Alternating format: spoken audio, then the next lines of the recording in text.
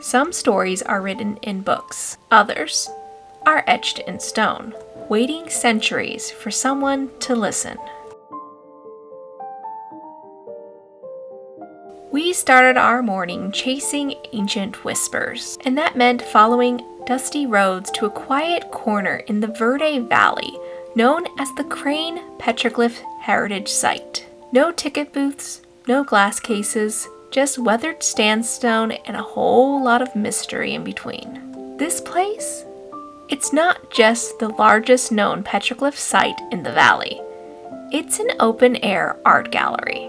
Originally created by the Southern Sinagua people between 1150 to 1400 AD, it contains designs such as spirals, animals, and shapes. Some of them we didn't know quite what to make of them. Some of it felt more alien than ancient in a way. Every few feet revealed something new. An animal here, a handprint there.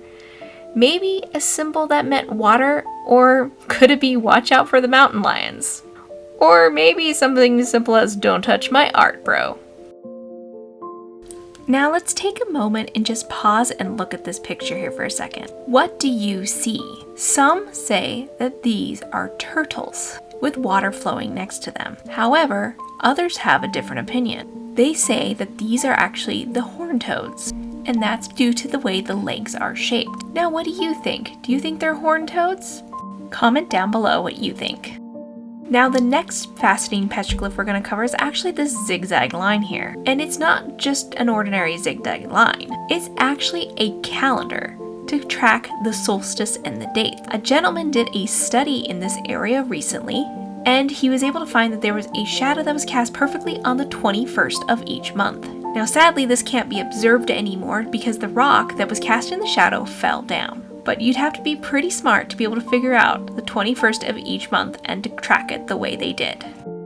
Now, the gentleman leading our little guide today gave us an interesting theory. How many artists do you think there were for all of these petroglyphs? Pause the video and comment down below.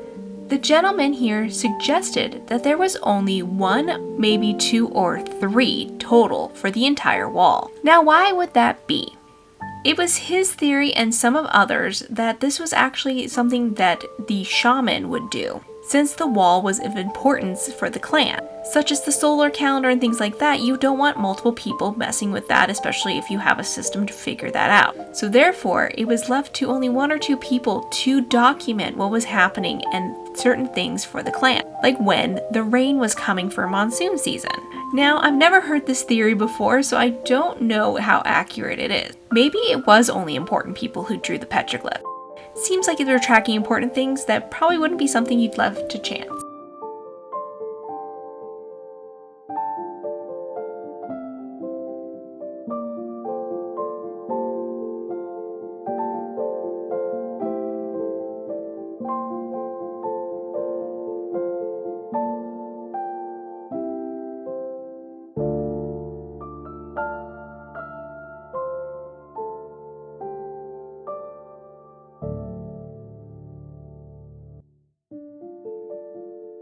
Standing in front of these markings made over 700 years ago, we couldn't help but wonder, will anything we leave as part of this generation be left behind this long?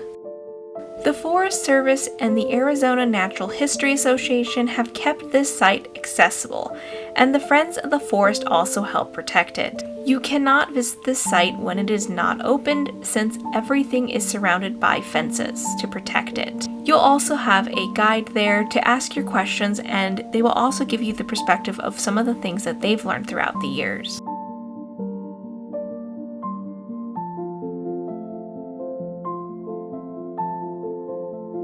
We stayed for about an hour admiring this site, really trying to take in all the different drawings that were on the wall. As we left, we couldn't help but feel like we had just walked through an ancient museum. If you're ever in central Arizona, don't just pass through. You need to stop here and take a closer look. You never know what stories the rocks are ready to tell you.